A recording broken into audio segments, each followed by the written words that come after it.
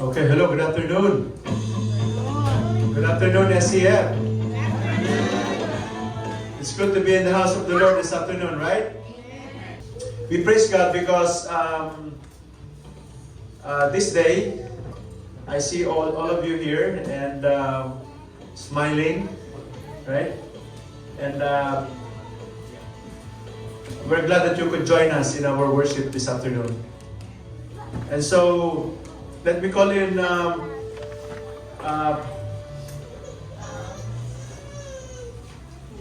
Brother Archie for our call to worship. Good afternoon, everyone. Shall we all stand as we read our call to worship?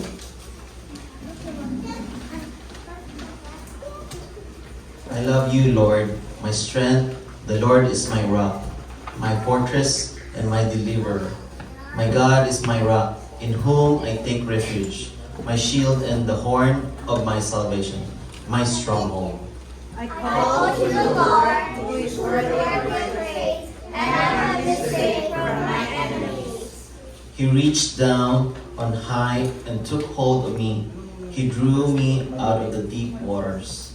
He rescued me from the power of the enemy, from my foes who were too strong for me. They confronted me in the day of my disaster, but the Lord was my support. He brought me out into a spacious place. He rescued me because He delighted in me.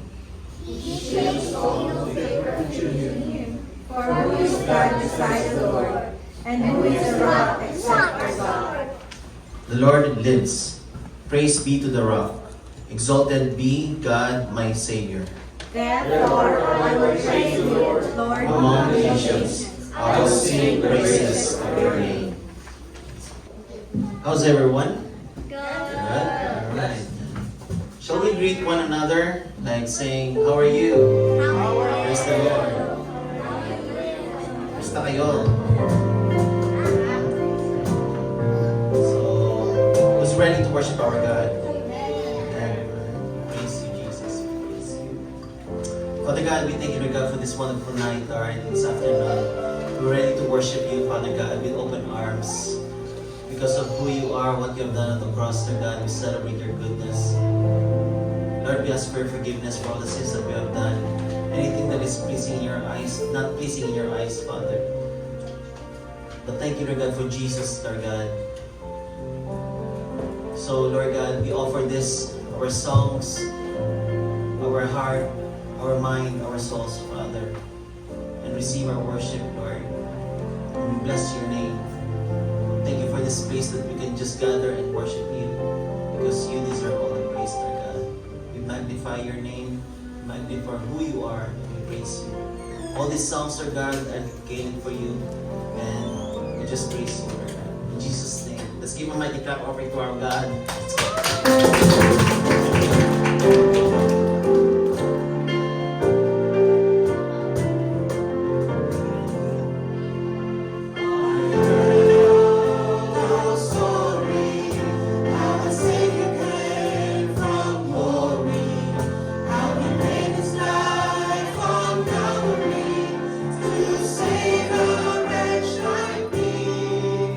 I heard about his glory.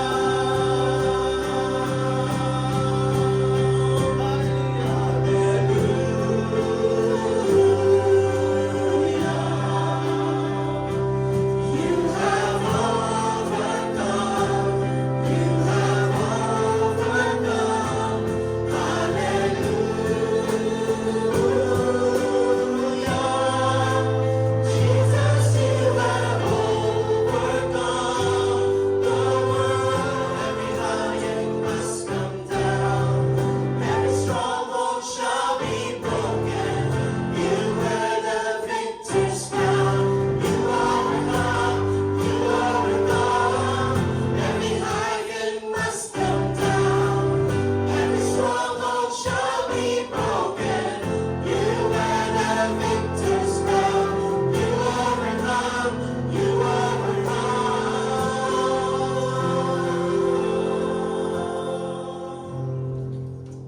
Yes, Lord, we praise you. Thank you, Lord God. We give you praise and honor, Lord God. In Jesus' name.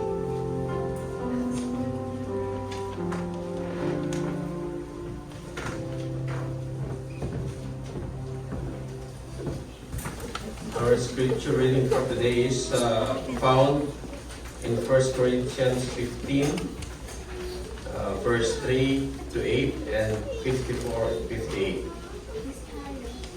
For what I received, I pass on to you as of first importance, that Christ died for our sins according to the Scriptures.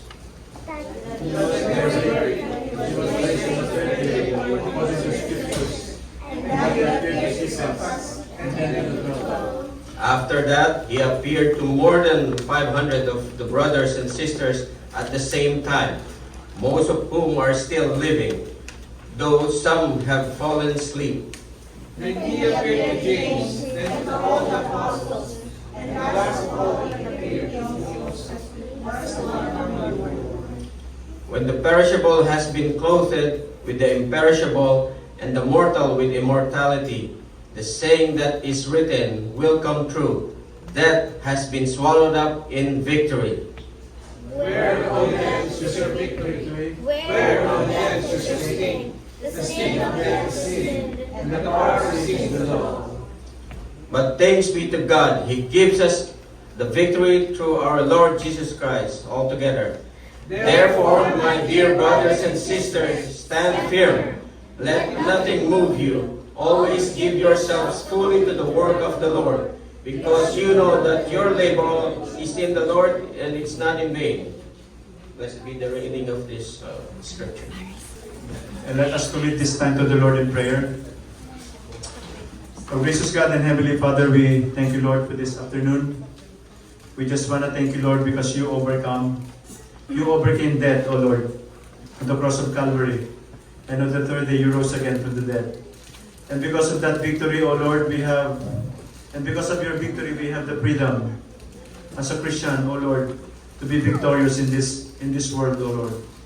We know, Lord, that what we're dealing in our life is not always okay, O Lord, because we're still in the flesh. But because of you, Lord, we are victorious. We just want to commit to you, Lord, this time. We just want to thank you, Lord, for each and everyone who are here. Thank you, Lord, for their availability, and thank you, Lord, for their willingness, O Lord, and thank you, Lord, for their faithfulness, O Lord, in attending the worship service and all of the activities of the church. Lord, we just want to commit to you our lives, O Lord. We just want to commit to you ourselves, O Lord. And if there's anyone who are here who are experiencing sickness, O Lord, or any difficulties in life, O Lord, I pray that you will meet them, O Lord, in your most special way, O Lord. We just want to thank you, Lord, for providing our needs, for giving us jobs, O Lord, for giving us work, for giving us our employers, O Lord. And we just want to thank them, O Lord, because of them, O Lord, they're a channel of blessings to us, O Lord. Lord, we just want to pray also for our speaker this afternoon. We pray for your enablement. I pray for your anointing upon him. Use him, Lord, mightily as he speak your word. I pray, Lord, that whatever words that will come out of his mouth, O Lord, it's from you, O Lord. Lord, we just want to pray for the whole SCF, O Lord. I pray for each and every one, O Lord. I do not know what they are going through, but I know, Lord, that you are our all-knowing God. You know everything. And I pray, Lord, that you be with them, O Lord, and be able to attend to their needs, O Lord. Lord, I pray for our people who are not here for some reason. I pray, Lord, that you protect them as well, and even our people in the Philippines, O Lord. I pray that as they travel back to America, oh Lord, I pray that you protect them. Lord, we just want to commit to you our time this afternoon. And I pray, Lord, that every part of this service, oh Lord, will glorify your name and give glory to you. And as we go on, oh Lord, I pray that you open our hearts and our mind as we study your word and as we continue to praise you, oh Lord. And we just want to commit these things in your Son's name, in Jesus' name. Amen. And we'll call in Sister Paris for special music.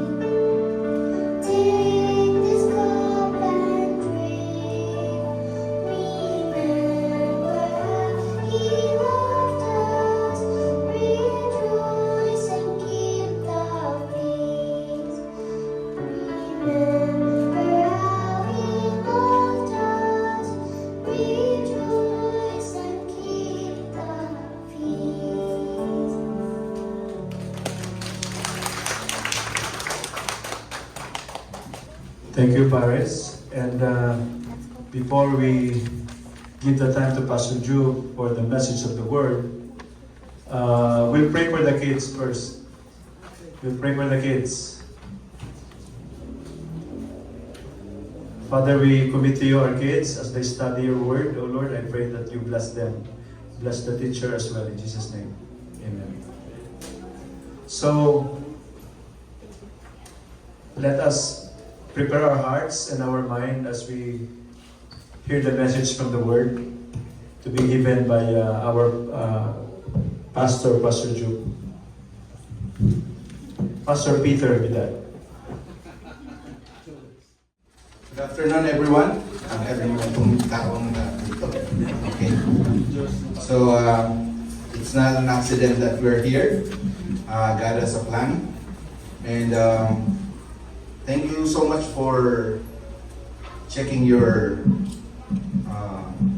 messages because it's a sudden change, right? It's like a rapture. Ano kayo sa langit na magsabi pa yun? O change venue. Sama kayo, dapat on time kayo at saka dapat lagi kayo nakakinig sa trumpeta ng Panginoon. Okay, so good afternoon everyone. Nice to see you, all of you here. And it's a joy to stand before you today again and proclaim the Word of God. And today, we will be proclaiming the powerful truth. Thanks. Yan. Okay. Meron akong mga pinduters dyan. Powerful truth that the good news is death is defeated and we have what? Victory in Christ. Can you tell your neighbor, we have victory in Christ? Victory in Christ. Yeah, we should be happy that we have victory in Christ. We will not be coming here every Sunday. We will not waste our time coming here every Sunday if the Lord is not risen. Right? Because death is one of the greatest fears in humanity. You know, pag pinag-usapan yung death, they don't like to speak about death. They will knock on the wood when death will be mentioned. You know, one of my uncles is very strict about that. Don't talk about death because death will hear it. Kamatayan will hear it. And he will come. And many view is that the ultimate defeat. Some say that when you're dead, it's nothing. It's the end of everything. So it is the end of life. It is a separation. And it is not only a separation, but it is also painful to those who are left behind. And death is not the end or the dead end. So sometimes we go to the road, there's a dead end. So what do you mean by that? It's a dead end. It's the last, okay? There's no exit. So they said that death is not the dead end, it is what? A gateway to eternal life. It is the beginning of eternal life with Jesus. And we see here in Philippians 1:21, it says here, "For to me, to live is Christ, and to die is gain." This is a very contrast to what people fear. They fear death, but Apostle Paul says, "For to me, to live is Christ, and to die is actually gain." I will not lose anything because I have Jesus. So all of us as Christians as well, we also embrace this fact, right? For to me, to live is Christ and to die is gain. Why? Because death, again, is not the dead end. It is a gateway to where? Eternal life. Your Tatay Nard says, and Pastor Bing, when Nanay died, your last breath in earth is your first breath in heaven. Allow me to read again the passage from 1 Corinthians 15, 54 to 57. Please follow it with me, or you can read together with me. "When the perishable has been clothed with the imperishable, and the mortal with immortality, then the saying that is written will come true, death has been what? Swallowed up in victory." And you read verse 55, go. Where death goes there's victory. Where death is your sting. Ladies, in 56. The sting of death is sin, and the power of sin is the law. Man, 57. Thanks be to God, He gives us the victory through our Lord Jesus Christ. So this time, we will explore how Christ gives us victory over death, over sin, and over the grave. But before that, let us pray. Heavenly Father, we thank you for bringing us together again to worship you in spirit and in truth. We humbly come before you with open hearts and minds, ready to hear your word this afternoon, Father. And Father God, prepare our hearts right now, remove every distractions, every worry, and anything that would keep us from hearing your voice. So open our hearts and ready to receive what you need to speak to us today. Holy Spirit, anoint your servant, teach me what to say, what not to say. And also may every words that we study will be guided by you, full of truth, full of grace, love, and power. And we pray that the message is not only to inform us, but of course and most of all, to transform us, Father, shaping us to be more like Jesus Christ. Thank you, Father. In Jesus' name I pray. Amen. So we entitled our study this afternoon, Victory Over Death. Victory over death. And we have here four truths. The fifth is the conclusion. The first one is the certainty of the resurrection. The perishable, in verse 54, it says here, when the perishable have been clothed with the imperishable, the immortal with immortality, then the saying that is written will come true, death has been what? Swallowed up in victory. What will happen with death? It will be swallowed up. When you say swallowed up, defeated with victory. Letter A, the reality of our mortal condition. Right now, we live in what we call the temporal body. This is temporary, right? Paul refers it like a picture of the tent. So, tents are what we call, sometimes the tents are, oh, this is good, right? But you cannot live there forever. You cannot live there for 5 years. You can just live there for like 5 days. After that, you cannot, it's temporary. Our body is like the tents. It's temporary. They will wear out. For like many sunlight will make it brittle. No? They will age. They will break. They will, and then the tents are temporary. Many people can just go in. The robbers, the magnanakaw, and the lion or the dangerous animals can go in that temporary. So our bodies are like that. Sickness can just come in. Cancer, anything.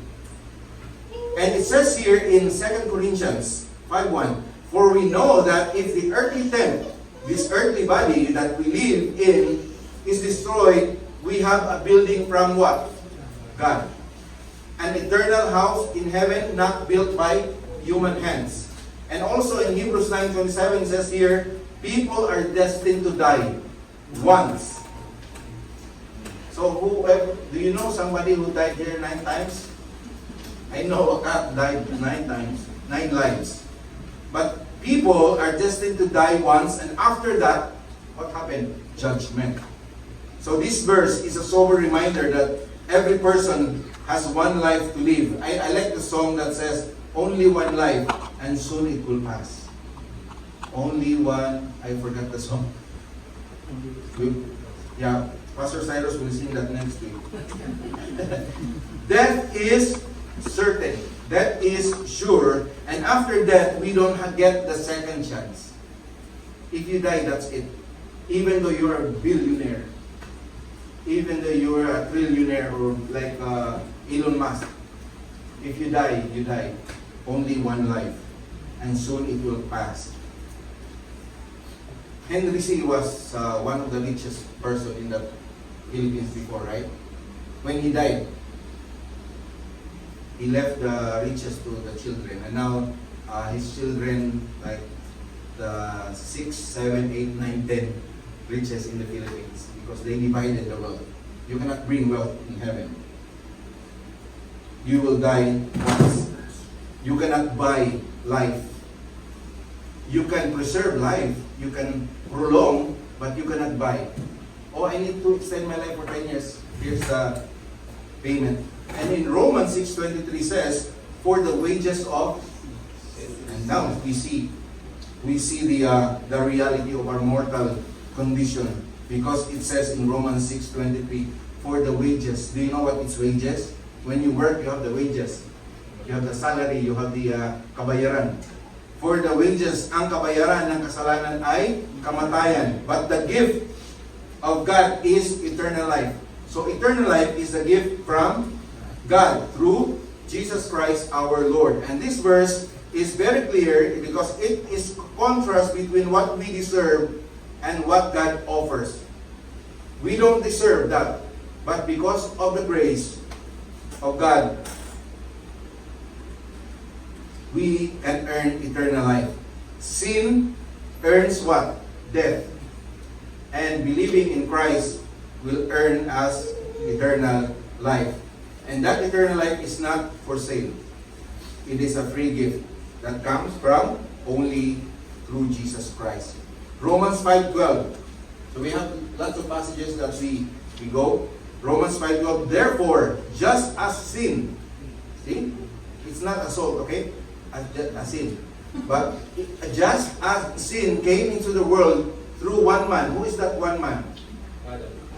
Actually, dapat one woman eh. But it means one man because they're married. They're only one. Okay? Only one man, Adam and Eve, and death through sin. And in this way, death what? Spread to all the people because all sin. So both physical and spiritual death, there's two kinds of death.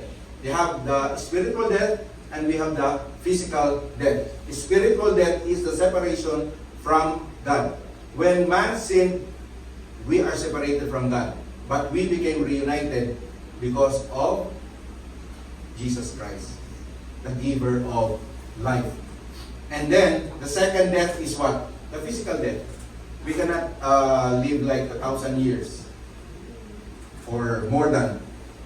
After a certain age, we will die. Even 9 months, 9 hours, 9 days, 9 years, 99 years. It depends on the Lord. And on letter B, second here under the point number 1 is the promise of transformation. Paul reminds us that when our mortal bodies will be changed, in 1 Corinthians 15:52, it says, in a moment. This is a good news. Because it says here that this temporary body, this tent, this body that will decay, in a moment, in a twinkling of an eye. So do not sleep. In the twinkling of an eye, at the last trump, not President Trump. At the last trump, for the trumpet shall sound, and the dead shall be raised incorruptible.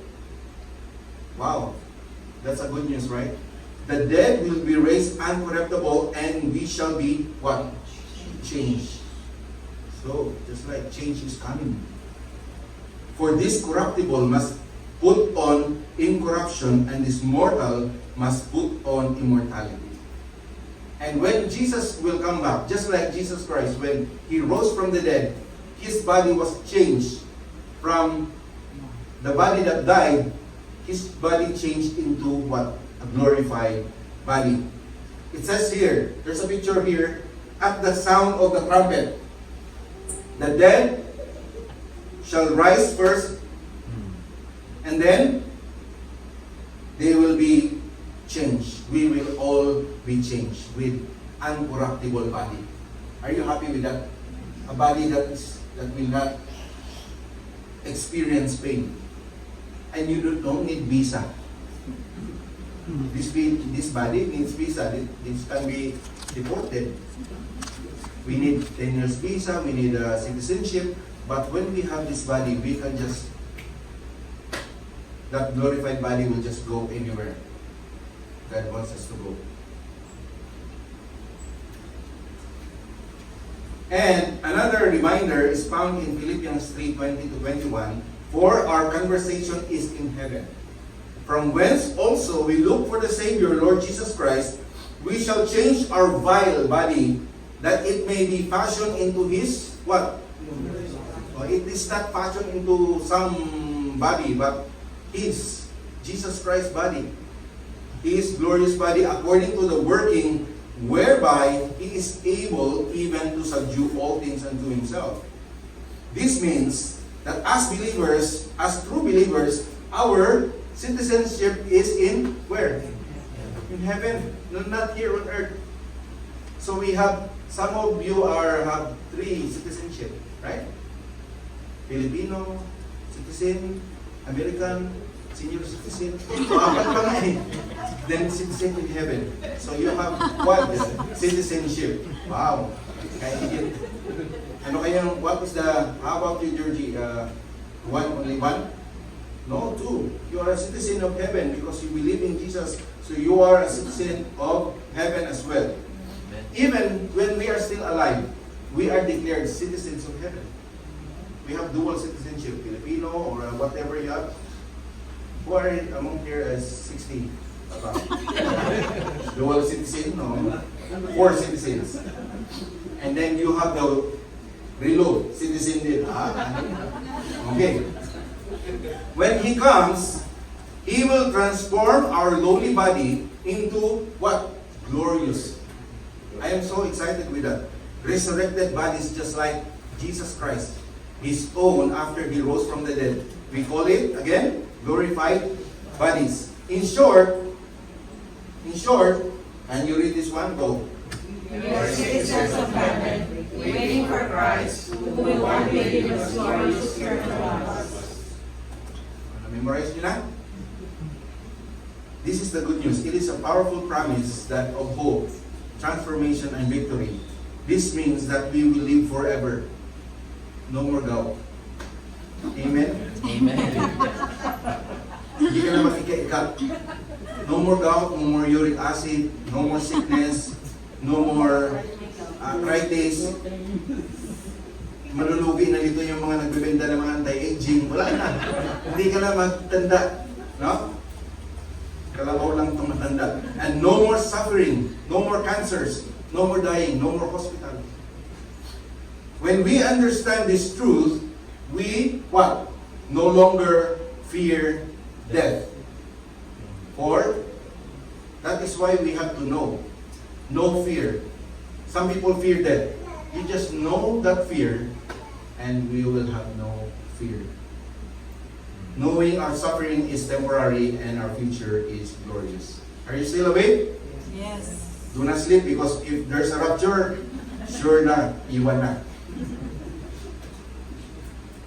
Now, second one is the defeat of death. Where, O death, is your victory? There's a question here. Where, O death, is your victory? Where, O death, is your sting? Letter A, death has lost its power. Letter A, Paul is mocking here the death. You know what is mocking? You know, you don't mock that. It's like you're joking with the death. Oh, death, where is your sting? Where is your power? It has lost its power over believers. I remember I told you before that my uncle don't want to talk about death. They will scold us. Even watching movies about death, or there's a movie that is like you're cheating death. What is that? Final Destination. Di ba? They wanted to cheat death, but they cannot cheat death. He believed and said, do not let death be our conversation, because kamatayan might hear us. Do you know what's kamatayan, Georgie? Kamatayan is not kamayan. Kamatayan is death. So who is that? Who is that kamatayan? What's that in English? Death, right? Death will hear you and might pursue it. It's not true, because God is the one that appoints us. Once to die, we have this appointment. You know, when you go apply for a visa, you need appointment, right? But in Jesus, you will just be shocked. Oh, today is your appointment. I want to see you. And then in Isaiah 25:8, it says, He will swallow up death in victory, and the Lord will wipe away every tears from all faces and rebuke. And the rebuke of His people shall take away from all the earth, for the Lord has spoken it. God will wipe every tears. And this verse is very beautiful prophetic promise of hope and restoration. He will swallow up death. He will wipe away every tears. He will remove the rebuke of His people. The Lord has spoken. It means that it has a guarantee or promise. If God said, it will happen. In short, this passage is about very powerful promise that God will defeat death. God will defeat sorrow and shame.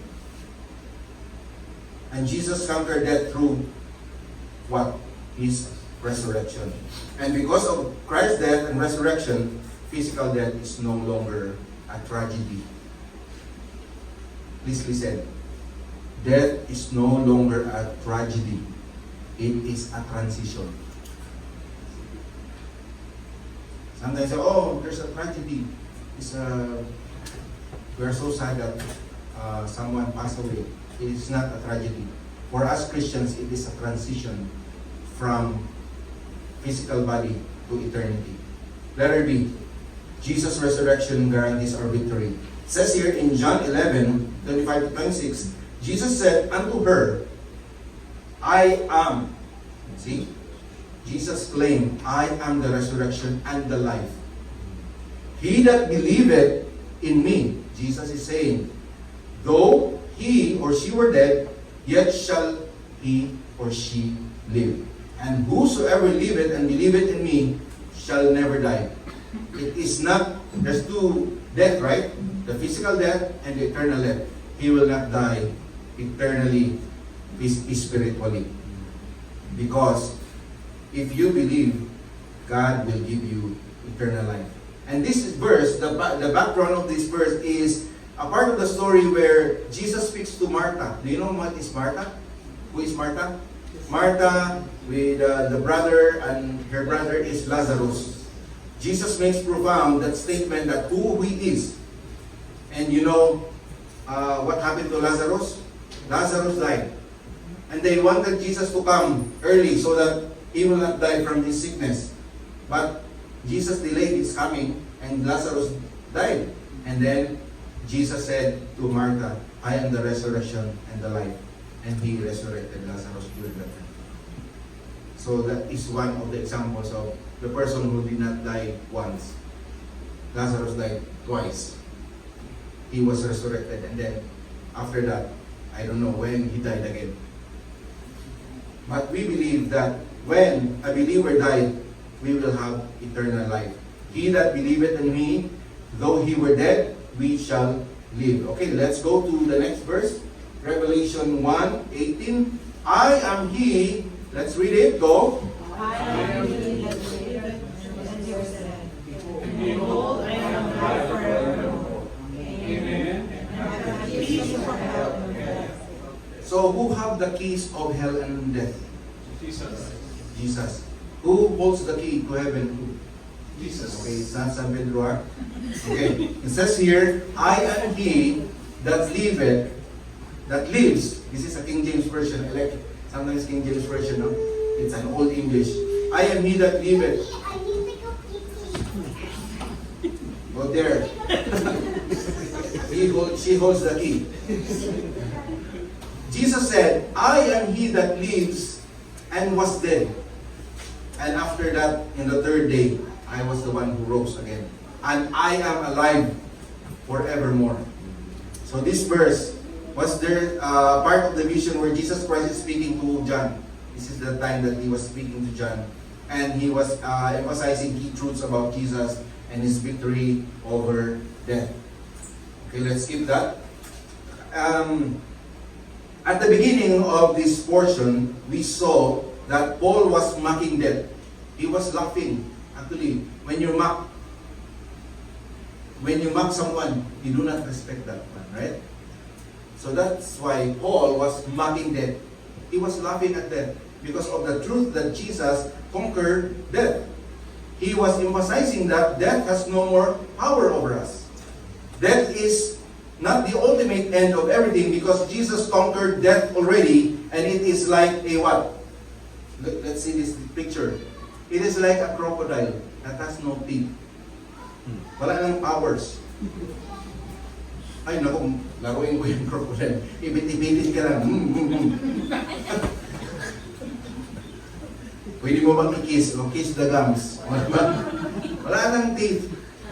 So, I researched this picture. Nandyan daw sa lugar na yun. Hindi ko alam saan yan eh. I don't know if it's still alive. But the crocodile without teeth is like, you can just mock with that crocodile. It has no teeth. It will just, play with you. It's like a stuffed toy. And then also this lion. A lion without a teeth. No? A lion without a claws or teeth. This only scare us. But when he opened his mouth, kinukurot ka lang. Ipit-ipitin ka lang. Okay? Yeah, but it's funny, right? Because that's not real. Yeah. But, a baby, wala na, baby, wala siyang insurance. nag-go to the dentist. It means we don't fear death because death has no teeth. Death has no claws. Death has no, it cannot harm us. It can kill our body, but it cannot kill our spiritual portion. Our spirit, it cannot. Only God. The question here is, are you afraid of death? If you say yes, maybe okay. But our goal today is, we encourage everyone, do not be afraid of death. But be careful. Do not just cross the road. I'm not afraid of death, you know. I just crossed there because we have a message na we don't afraid of death. You have to trust in Christ who already defeated the death. Second question is, are you grieving for the loss of a loved one? Of course, as normal as we are, we grieve, we cry.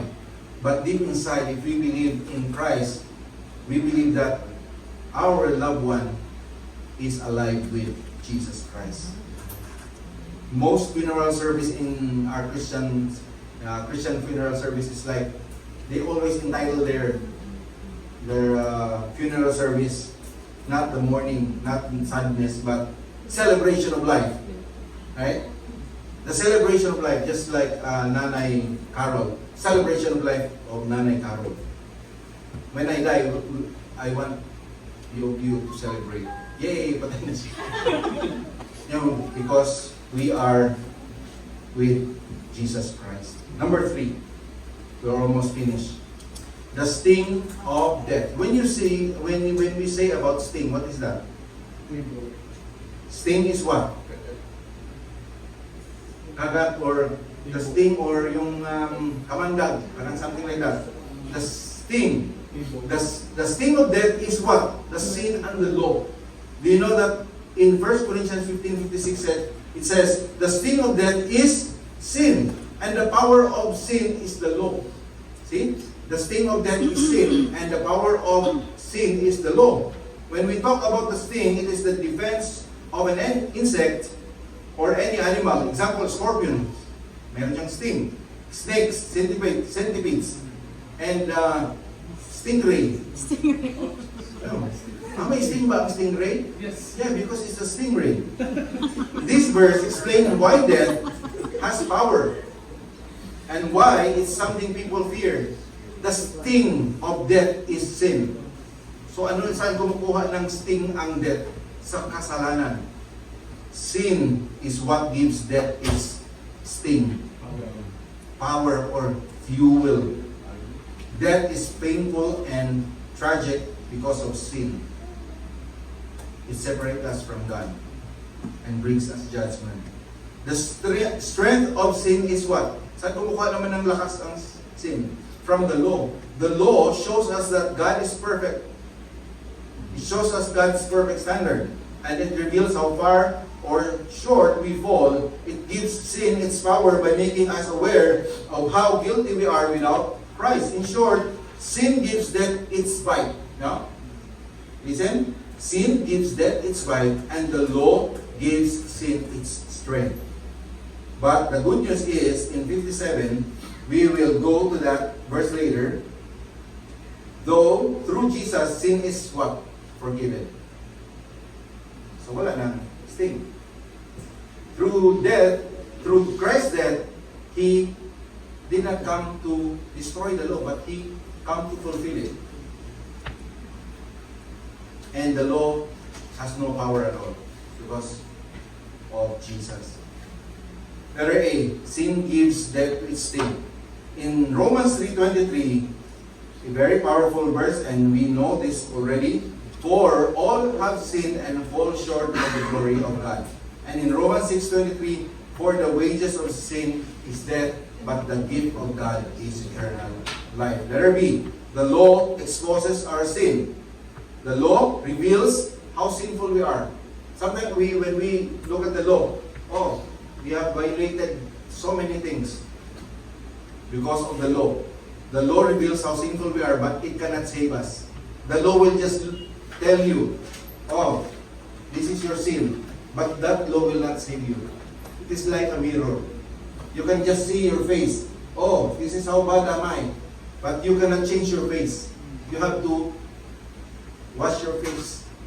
You have to make up your face. You have to do something with your face. Not the mirror. The mirror will not do something with you or for you. It is like the law. The law reveals how sinful you are, but it cannot save you.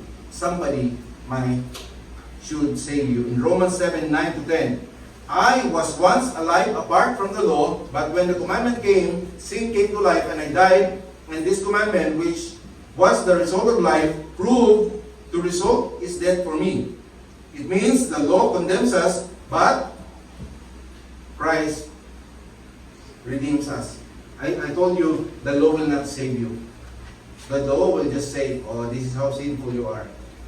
But because of Jesus Christ, He says, I will forgive you or your violation. Pero kung mag-violate sa traffic, bayaran. No? Nakapunta ko sa bus.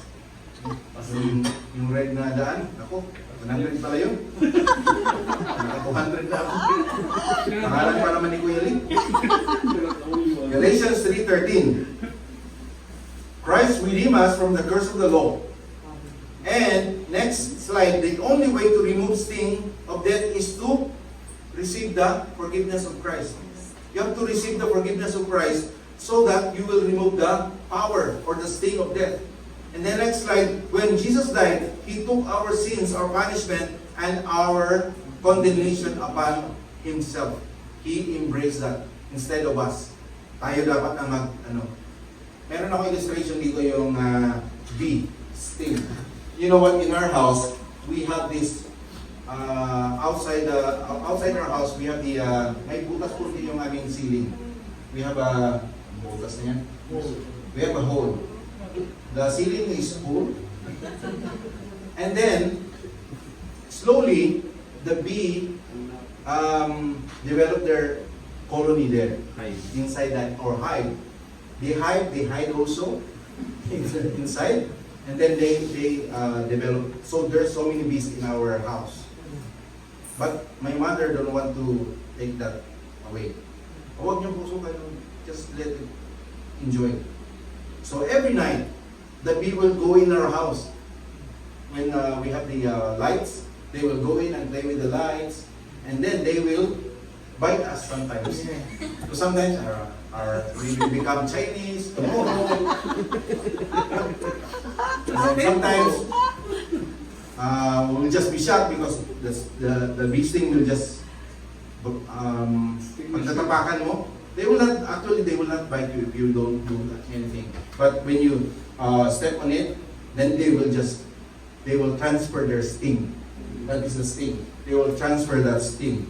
And then when the sting is here or everywhere, it will still keep on moving, right? And then definitely the bee will die. Yes, when the bee, hirap ng Tagalog.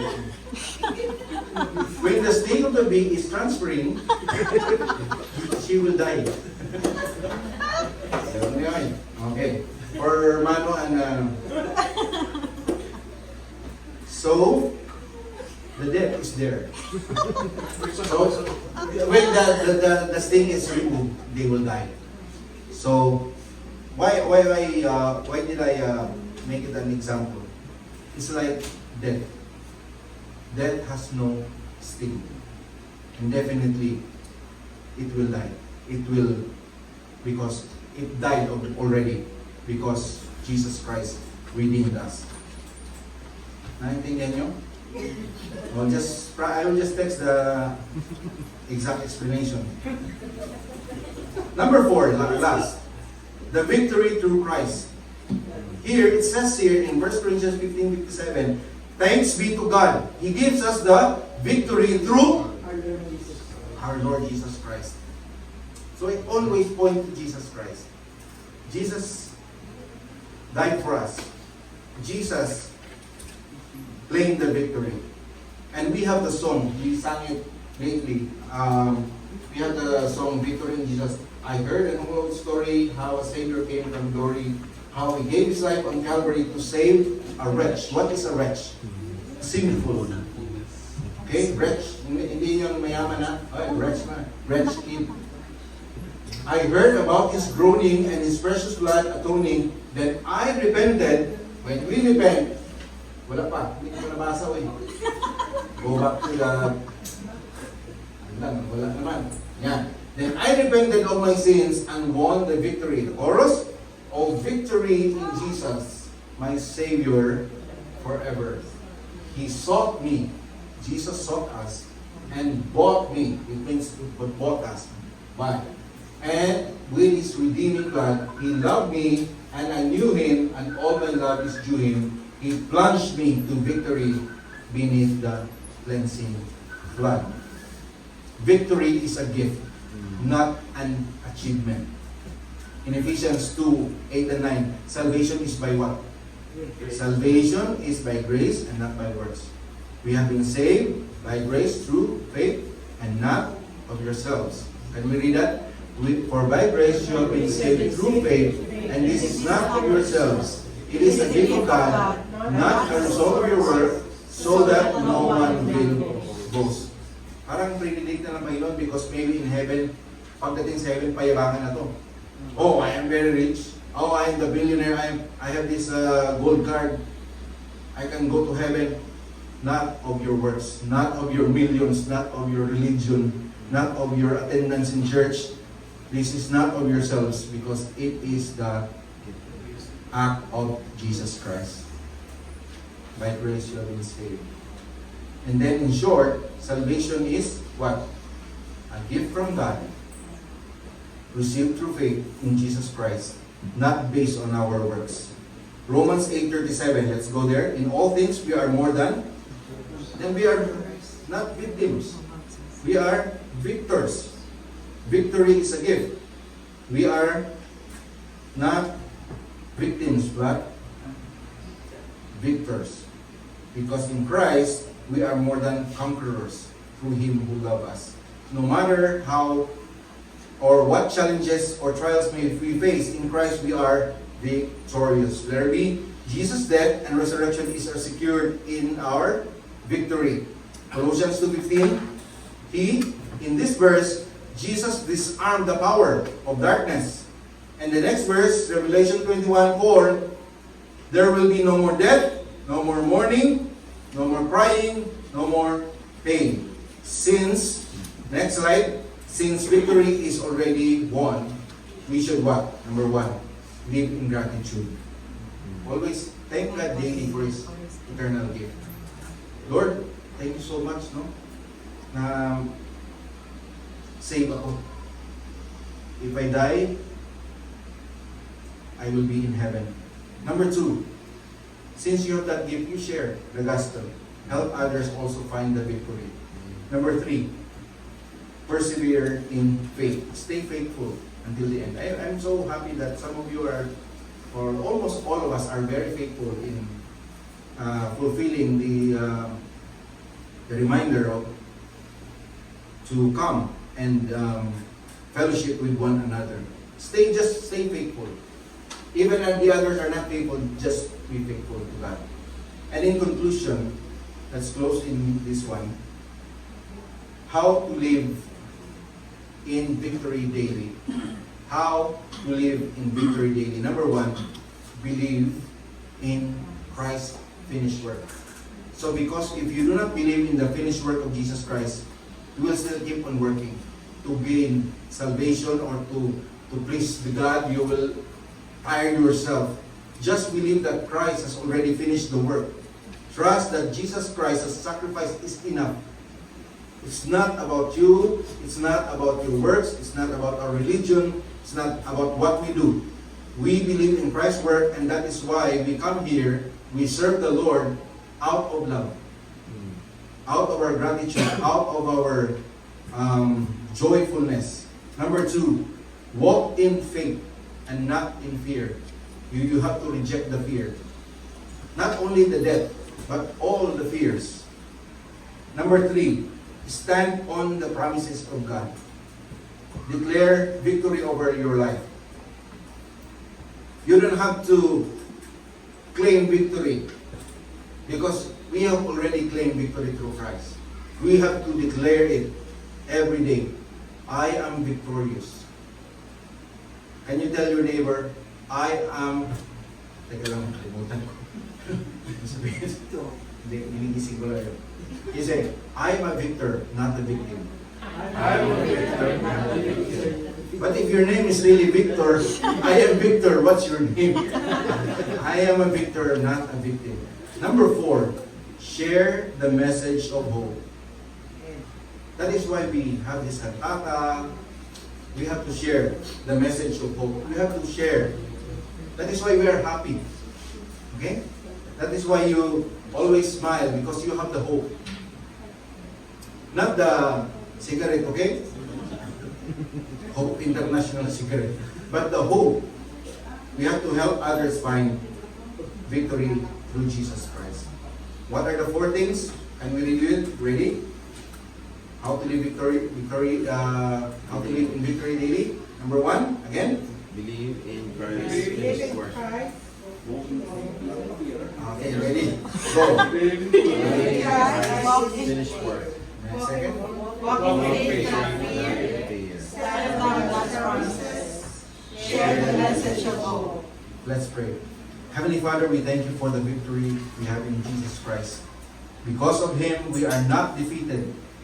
We are victorious. That's why we declare it every day that we are victorious, because when we started to believe you as our Savior, we are declared victors. We are not victims. And help us to live fearlessly, Father, knowing that death is not the end, but the beginning of eternal life with you. Father, strengthen our faith. I commit to you our brethren here. May you encourage each one of us. May the Holy Spirit encourage us, remind us that we should not fear anything because of Jesus Christ. And may your message be planted in our hearts and be applied. In Jesus' name we pray. Amen. Thank you, Pastor Joe, for that message. So it's very important that you know where to go when you die. Right? If you do not know the Savior, death still holds on you. But if you know the Savior, you know where to go, even if you are still here on earth. So it's very important that you be able to know the Lord Jesus Christ as your personal Lord and Savior. So, being the first Sunday of the month, there are 2 ordinances that we observe in the church. Right? First is the waters of baptism, and second is the Lord's Supper. And so, ordinance is an act commanded by God, by the Lord Jesus Christ in the gospel, and given by Him for His followers to practice. Passed on as a tradition by Jesus as authorized agents, the apostles in the letters to the churches, according to 1 Corinthians chapter 10 and 11, and practiced by the early church in the history of the church recorded in the book of Acts. Thus, only baptism and the Lord's Supper can be considered ordinances of the Christian church. So, ordinances are symbolic acts that set forth primary facts for the Christian faith and are obligatory for all who believe in Jesus Christ. So baptism dramatically pictures our entering into covenant relationship with God through Jesus Christ by faith. And the Lord's Supper portrays our continuing relationship with the Lord. The accounts in the Gospel show that Christian ceremony of the Lord's Supper has its root in the Jewish Passover festival. So this festival was a ceremony observed by the Jewish people to remind them of the Exodus, that awesome event when the Lord rescued them from 400 years of degradation and slavery in Egypt. So, Lord's Supper originated in that way in the Old Testament. And so, just before Jesus was betrayed, so fast forward going to the New Testament, just before Jesus was betrayed and handed over to the rulers to be crucified, he celebrated these freedom meals with his 12 disciples. As he did so, he turned the symbolic of the meal into direction. So it happened in the upper room. He used the Passover festival to act out of, in symbolic drama, the meaning of his coming death at the hands of the Jewish and Roman rulers. So the unleavened bread and the wine were no longer symbols of deliverance from slavery in Egypt, but pictured him as the Passover lamb, the Lord Jesus Christ himself, sacrificed so that his people might be delivered from slavery to sin and death. So as the leader of the new Exodus, he instituted a new ceremony to commemorate it, or the Lord's Supper. The Apostle Paul, in his letter to the Corinthians, help us to understand the meaning of the Lord's Supper. And I will read it to you in 1 Corinthians chapter 11, verse 23 to 29. It says here, "For I received from the Lord that which I also delivered to you, that the Lord Jesus Christ, on the same night in which he was betrayed, took bread. And he had given thanks, he broke it and said, 'Take it, this is my body which is broken for you. Do this in remembrance of me.'" 25. In the same manner, he also took the cup after supper, saying, "This cup is the new covenant in my blood. This do as often as you drink it in remembrance of me. For as often as you eat this bread and drink this cup, you proclaim the Lord's death till he comes.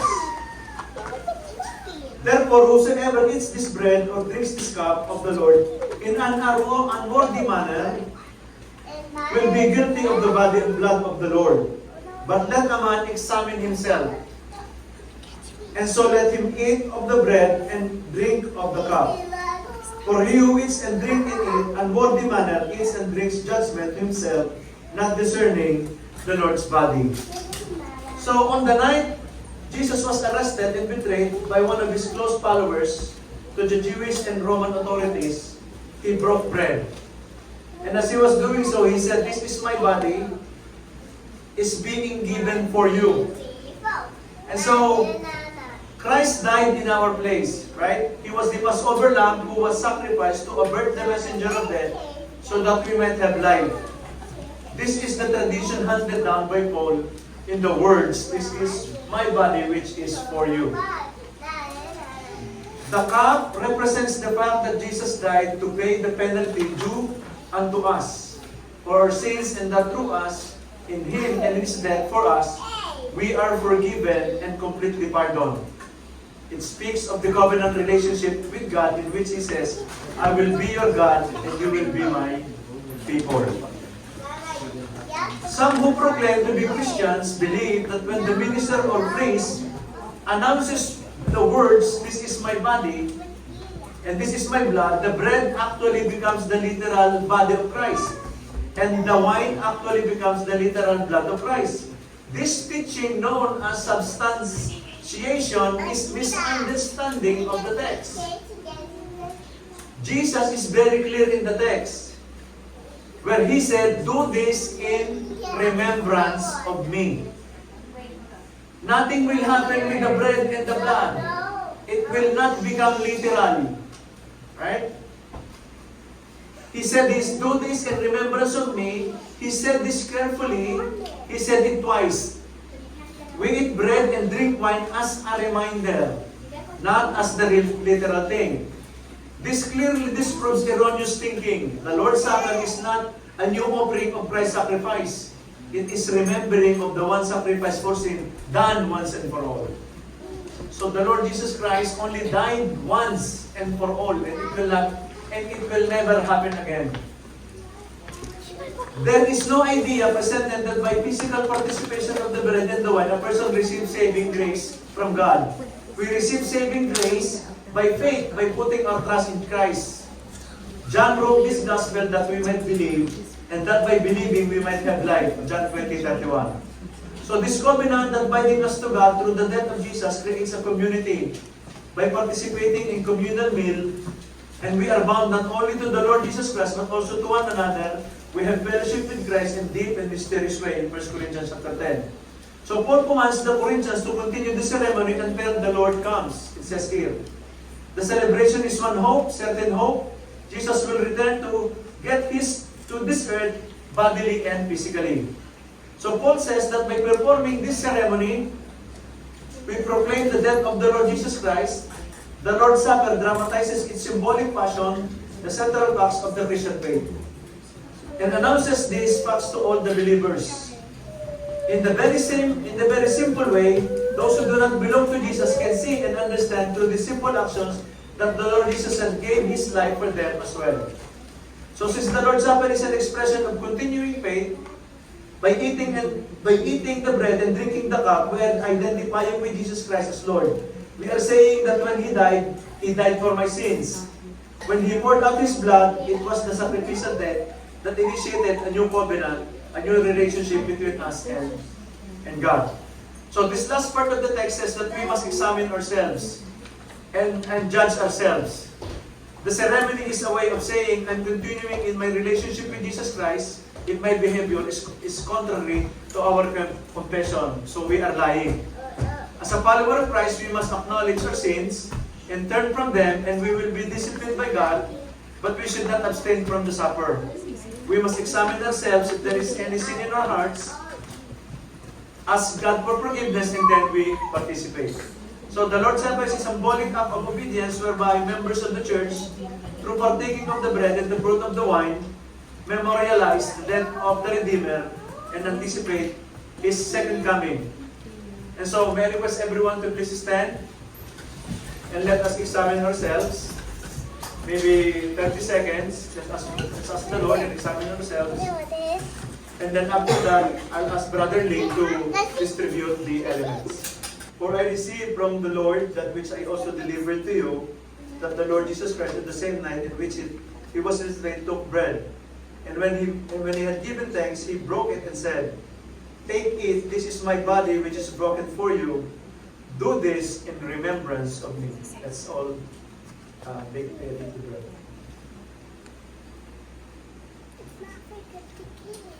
Let us open the lid of the wine.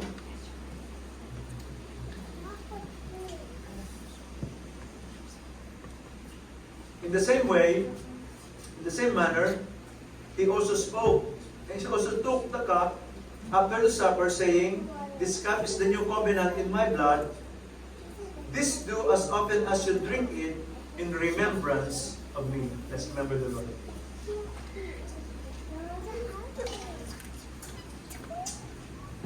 For as often as you eat this bread and drink this cup, you proclaim the Lord's death until He comes.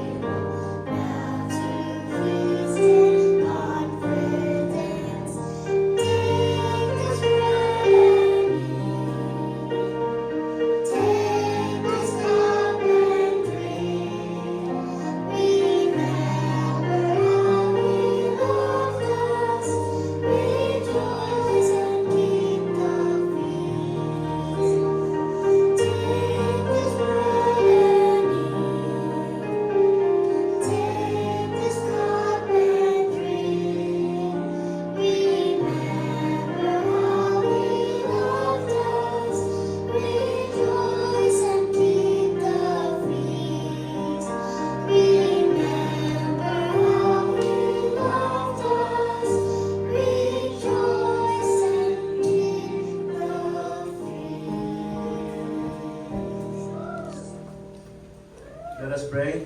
Thank you, Lord, for what you've done for us. And thank you, Lord, for we remember what you've done, oh Lord. And as long as we live, we will remember this until you return. And we just want to commit this in Jesus' name. Amen. Please take your seat and may call in Brother Lee for our temple giving. Each gift we offer is a reflection of our gratitude and faith. As we give, let us do so with joyful hearts, knowing that our contributions sow seeds of blessing and provision for others. Remember, it is not the size of the gift, but the love and sincerity behind it that truly matters.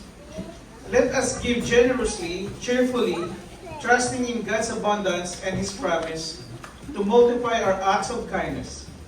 Let us worship God by returning our tithes and giving our offerings. Praise God from all his flow. Praise Him, all creatures here below. Praise Him above the heavenly hosts. Praise Father, Son, and Holy Ghost.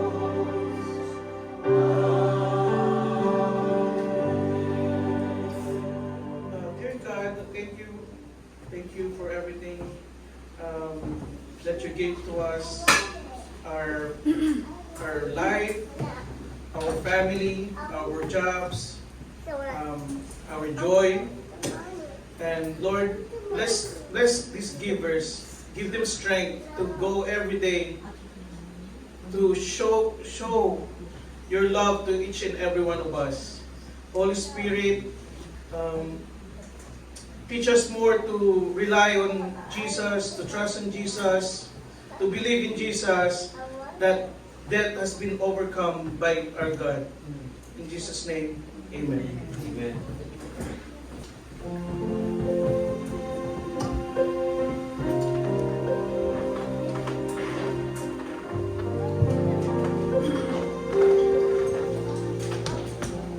Was blessed here after the message? Is anyone blessed? Yes. The message? Yes. Praise God. It's really great to hear that message that Christ died for us, is resurrected, and be excited. As we sing this last song, let's just worship our God with all our heart and all our mind.